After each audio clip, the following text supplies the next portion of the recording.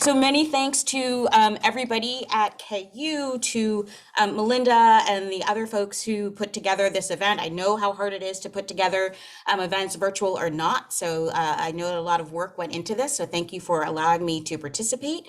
And thank you to all of you who are here. It's really a huge pleasure to be here with you, even in this virtual format, which continues to not be my favorite because I'm one of those people who really feeds off the energy of the crowd. So I'm going to ask you, if you will, to try to send me some good vibes through the internet during the time that we're together this morning.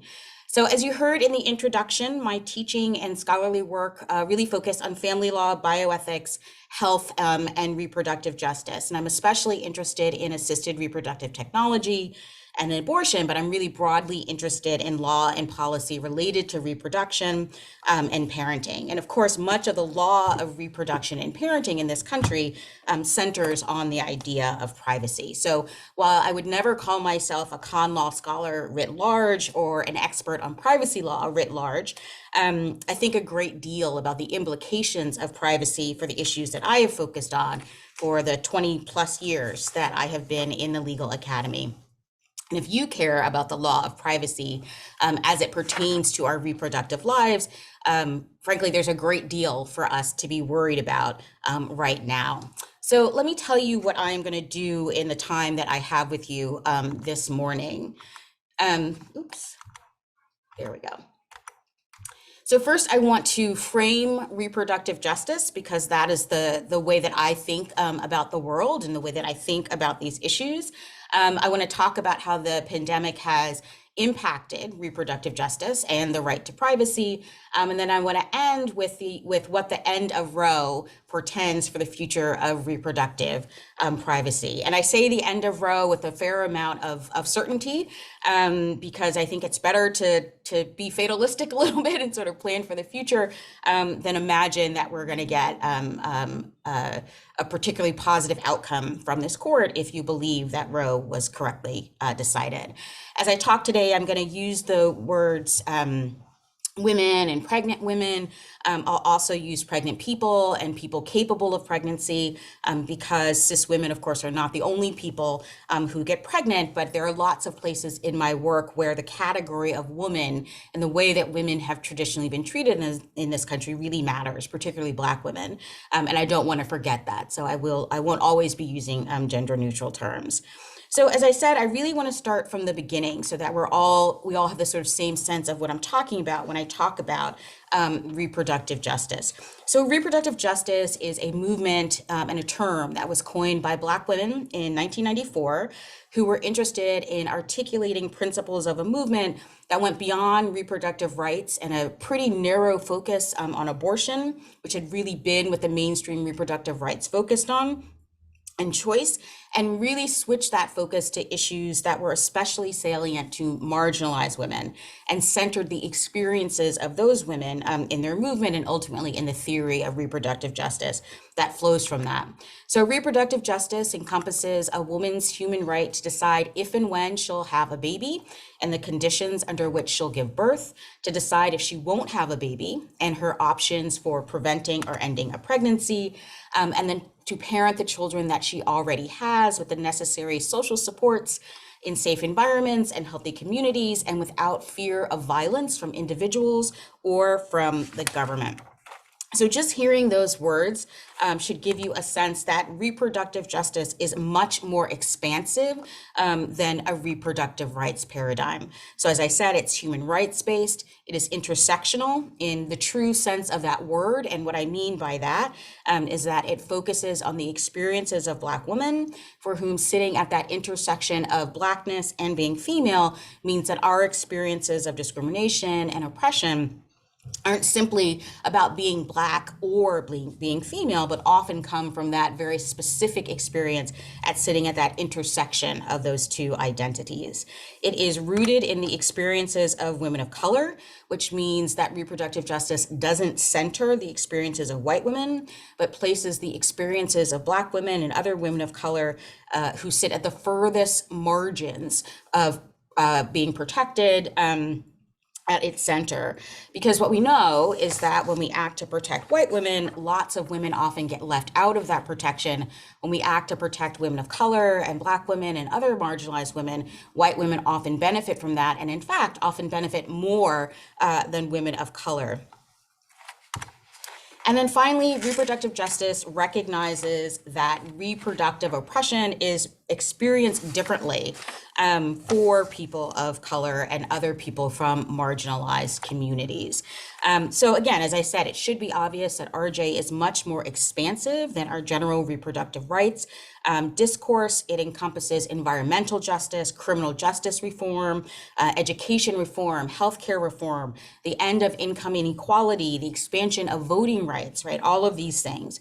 And so as a person who is an RJ scholar, I am really concerned with how the law acts as both a barrier and a burden to reproduction and parenting to many women based on socioeconomic factors like race, income, education level, disability status, immigration status, histories of incarceration, and more. And as well, I'm interested in the ways in which US law and US lawmakers devalue reproduction for Black people and people of color in general in this country. And the examples of that, particularly for Black folks, are legion, right? Everything from the abuse of enslaved women to decades of forced or coerced sterilizations in this country, to a modern child welfare system that punishes poverty much more than it protects children. So that's the reproductive justice paradigm. And let me shift now to talking about RJ within the context of law. So when you hear all of the things that I said are part of the reproductive justice paradigm, I'm sure it's obvious to all of you the extent to which law can and does support RJ is often rooted in the right to privacy as it's been articulated by the Supreme Court. So from the 14th Amendment and then other amendments, of course, depending upon which cases you happen to be reading at the time. And there are really three core constitutional rights that are involved when we talk about reproductive justice: the right to procreate, the right to not procreate, and the right to parent our children in safe and healthy environments. So we are talking about cases like Meyer versus Nebraska, Prince versus Massachusetts, Skinner versus Oklahoma, Griswold and Eisenstadt, Roe, and Planned Parenthood versus Casey. The cases that protect our right to the care, custody, and control of our minor children, our right to procreate, our right to access birth control, both for married people and single people, the right to terminate a pregnancy, and the right to marry interracially or to marry a same-sex partner. And now, importantly, and we all know this because we're law-related people, none of these rights appear as such in the text of the Constitution. So we've got reproductive justice, and then we've got this sort of broad range of law that supports at least the idea of reproductive justice, even if it doesn't evenly protect that idea across communities, across time, and across place. So everything that I've said so far is pretty standard in terms of an opening, and hopefully isn't too controversial. And it's all really foundational to the work that I do as a reproductive justice scholar. And it's really sort of a mainstay of the talks that I usually give, and the talks certainly that I gave prior to March 2020, when, as we all know, the world went into a major upheaval.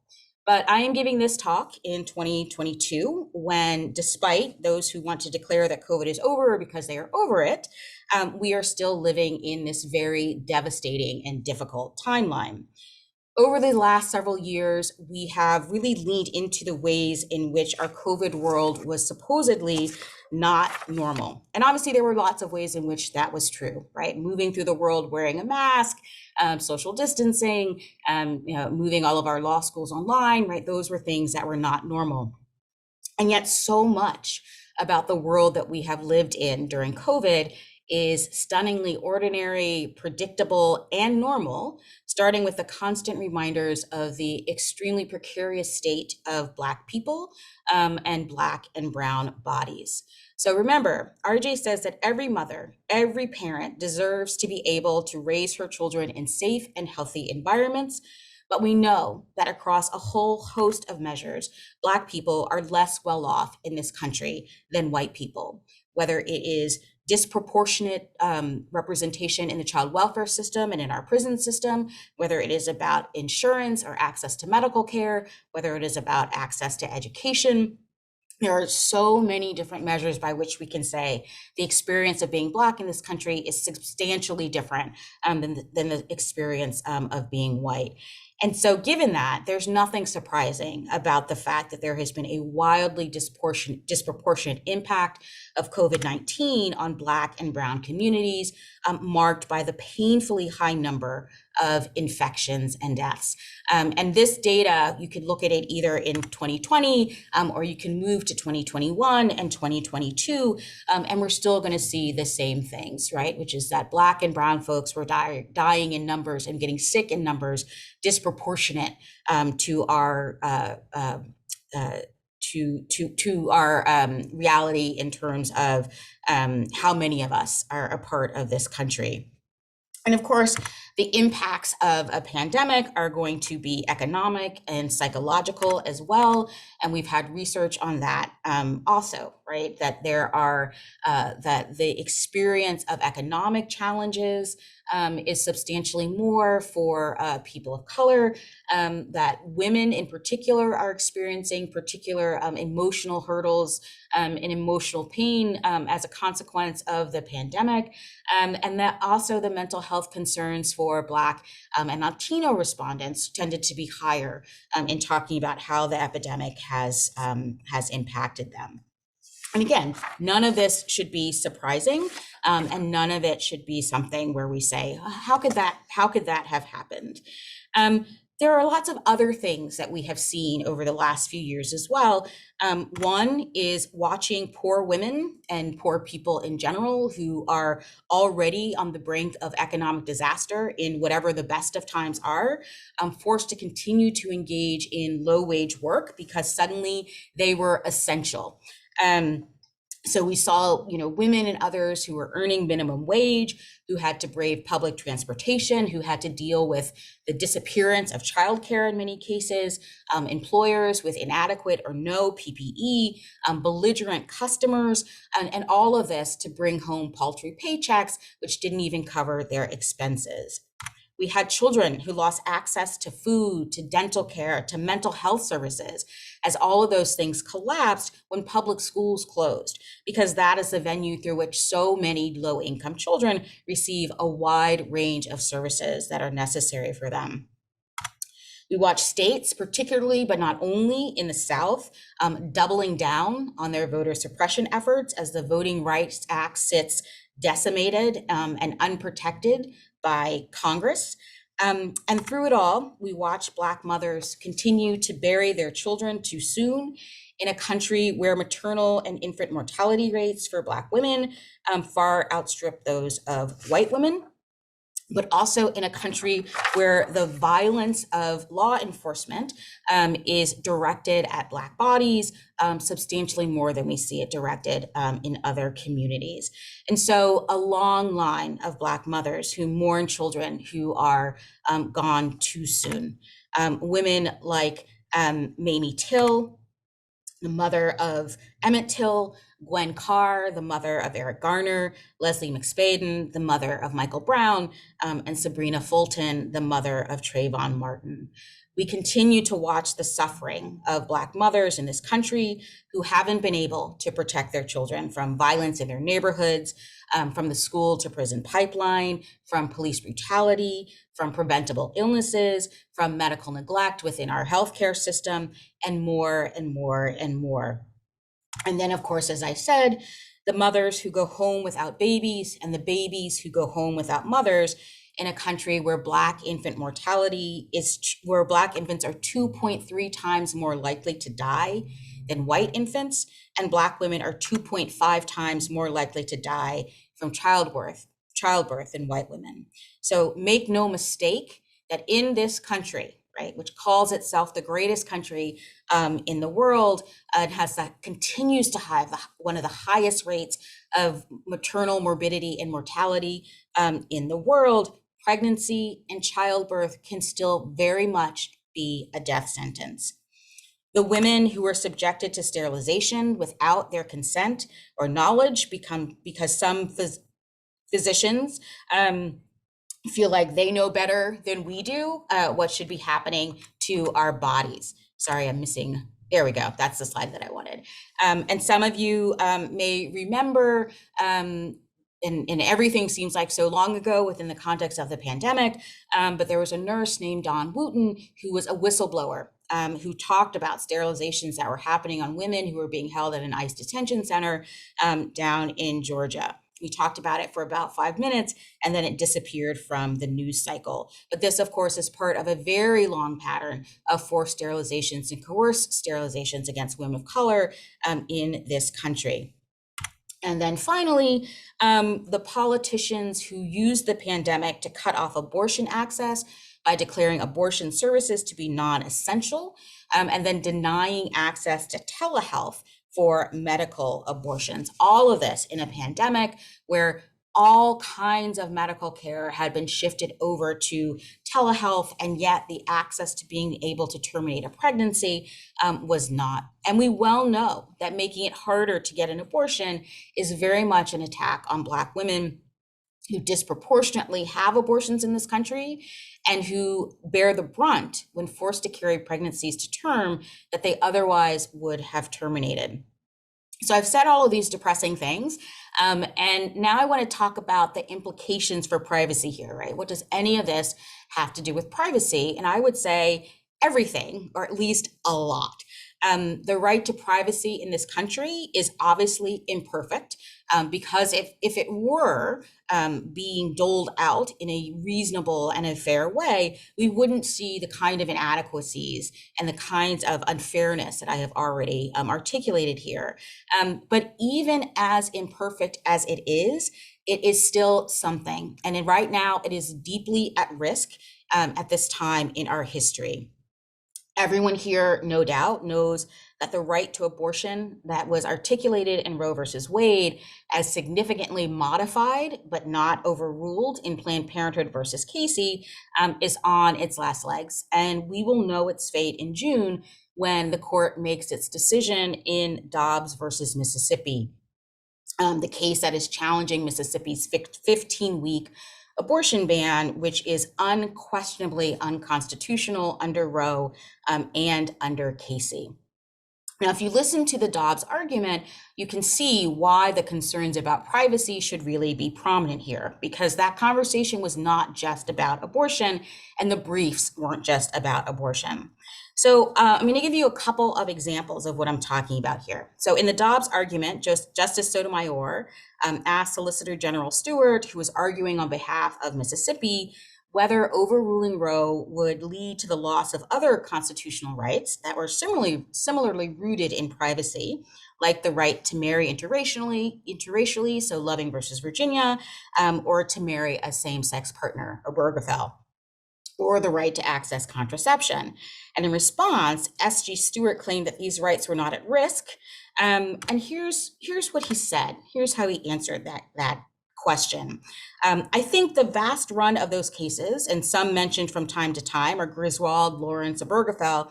These are cases that draw clear rules. You can't ban contraception. You can't ban intimate romantic relationships between consenting adults. You can't ban marriage of people of the same sex. Clear rules that have engendered strong reliance interests and that have not produced negative consequences or all the many other negative stare decisis considerations. He also continued, and I won't talk about this, but I want to at least put it out into the world.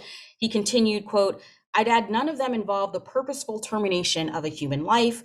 So those two features, stare decisis and termination of a human life, Your Honor, puts all of those safely out of reach if the court overrules here.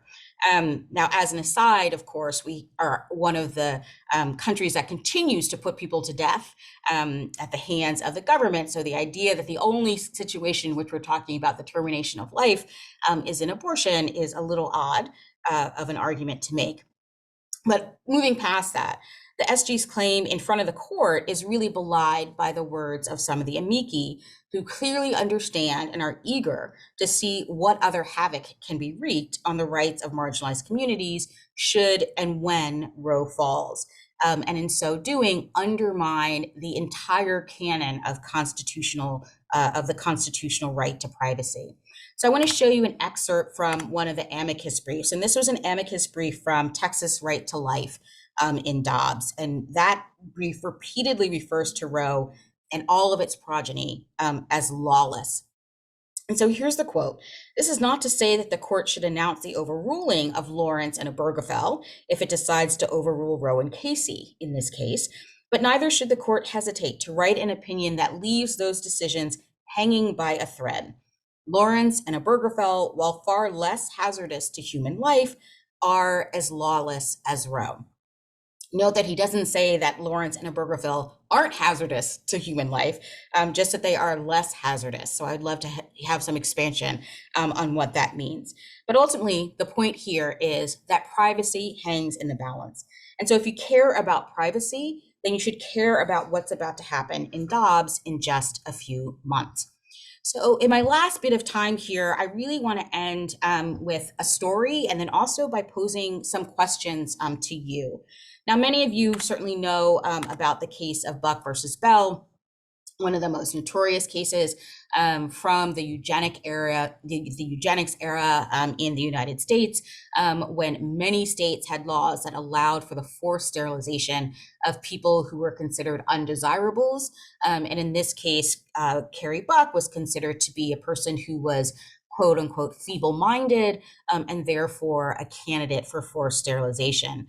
And in that opinion, Justice Holmes famously wrote, 3 generations of imbeciles are enough, right? One of the most infamous quotes, I would say, from a US Supreme Court case. So lots of people know about Carrie Buck and her family, but I want to talk about another family. I want to talk about the Relf family, and particularly the Relf sisters. The Relf sisters were Katie, Mary Alice, and Minnie. They were 3 sisters who were living with their parents in public housing in Montgomery, Alabama, in 1973. And Minnie and Mary Alice were the 2 youngest girls, both of whom were developmentally disabled. Now, this family, like a lot of poor Black families at the time in Alabama, were receiving various kinds of services from the Family Planning Clinic of the Montgomery Community Action Committee, which was funded and controlled by the Office of Economic Opportunity, which was a part of the Department of Health, Education, and Welfare, which was later renamed to the Department of Health and Human Services. So a federal agency was funding this work that was happening. And for many years, representatives from the CAC were deeply involved in the reproductive health care that the Relf sisters were getting, starting with giving experimental birth control shots to Katie in 1971, and then also starting to give those shots to the girls, to the younger girls later on. Bringing Katie to the hospital to get her an IUD in 1973, even though she didn't ask for it and her parents didn't ask for it. And then also in 1973, a nurse showed up one day at the Relf home and picked up Mrs. Relf and Mary Alice and Minnie, who at that time were 14 and 12 respectively. They ended up at a local hospital where the nurse asked Mrs. Relf to sign a consent form. Now, Mrs. Relf couldn't read or write, and she believed that what she was signing was a form that would allow for the continuing use of the birth control shots that the girls were already getting. So she signed an X on that consent form, seemingly to agree to treatment for her children. She was told to leave the girls in the hospital, which she did. They stayed overnight. And the next morning, doctors administered general anesthesia to Minnie and Mary Alice and surgically sterilized both girls. And I'll remind you again, they were 12 and 14 at the time. And in this picture, you can actually see the scar from that surgery. Now, this kind of abusive use of sterilization against 2 poor Black girls was part of a much larger pattern of forced and coerced sterilizations conducted in this country, often in public hospitals and across the country, right? So we had the same thing happening in California with Puerto Rican women. We had it happening in the South with Black women. We had it happening in Puerto Rico. And so, Fannie Lou Hamer actually used to refer to these procedures as Mississippi appendectomies because they happen so frequently. A Black woman would go into the hospital for regular care or for obstetrical care, and she would be sterilized oftentimes without even being told that that was happening. Eventually, the Southern Poverty Law Center filed suit on behalf of the Ralph sisters and others who were similarly situated, and the lawsuit ended up settling by creating significant standards for consent for sterilization procedures. Now, I shared the Ralph story in some detail because it's really vital in this reproductive healthcare space to take note of the ways in which reproductive oppression and reproductive hierarchies have very deep intersectional implications. So for the Ralph sisters, it was this combination of being Black, female, developmentally disabled, and poor that led to their unconsented sterilization. So we sit here now at what I would say is a critical point in our country and in our political system, in our democracy and in our courts. The pandemic has really shown a glaring spotlight on issues that aren't at all new, but that continue to plague us because there is insufficient political will to make them relics of our past. The end of Roe is a scary prospect for those of us who are pro-choice, but poor women, women of color, women in rural communities, young women, undocumented immigrants, and others have had limited access to abortion services for years, as states have used the leeway created in Casey to drive clinics out of business and create insurmountable obstacles to those who were seeking abortion care and who had little resources. Our failure to provide affordable, high quality childcare, an acceptable minimum wage, adequate enforcement of laws against pregnancy discrimination in workplaces dominated by low-wage workers or affordable housing means that choices about pregnancy and parenting are too often made based on the deep inadequacy of our social safety net and the lack of enforcement of our often stated but seldom realized so-called commitment to families and family values. The failure to reform the law on qualified immunity means that police officers can continue to take the lives of our fathers, our sons, our daughters, our mothers, and friends with little or no repercussions. And engaging in the fantasy that race is no longer a dominant axis of oppression in this country means that the court can erase critical parts of the Voting Rights Act and watch as states pass voter ID laws, close polls in communities of color, slash opportunities for early voting and mail-in voting as a modern day version of poll taxes and literacy tests. We know where so many of our societal failures lie, but we refuse to fix them, not because they can't be fixed, but because doing so doesn't serve the interests of those for whom white supremacy, by any name, is better than a country that truly lives its professed ideals. So for me, the most important lesson we can draw from the pandemic is that we continue to march down a very wrong path and that there is much, much work left to be done. The fact that in a relatively short time frame in this country, we watched a pendulum swing from a supposed racial reckoning to the passage of laws banning critical race theory in elementary schools to protect the feelings of white children, that tells me that the lesson has been very lost on so many of us. Now, this is a very bleak assessment for a Friday. I accept that. So I promise I will say something uplifting before I end, but not quite yet. So I want to be clear that I'm not taking the position that the only way to protect these rights that I've been talking about, these rights that so many of us hold dear, is through the right to privacy, and perhaps appeals to equality or even the freedom guaranteed by the 13th Amendment, as some have argued, will ultimately come to our rescue. But I don't hold out hope that this Supreme Court, certainly not as it is presently construed, has any interest in actually protecting these rights or recreating them if Roe gets overruled.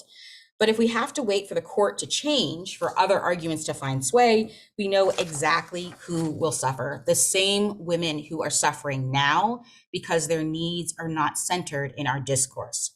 We're living through extraordinary times that tragically highlight how ordinary oppression is in this country and how deeply and swiftly those with power consolidate their strength when they see their ability to dominate the narrative starting to slip through their fingers.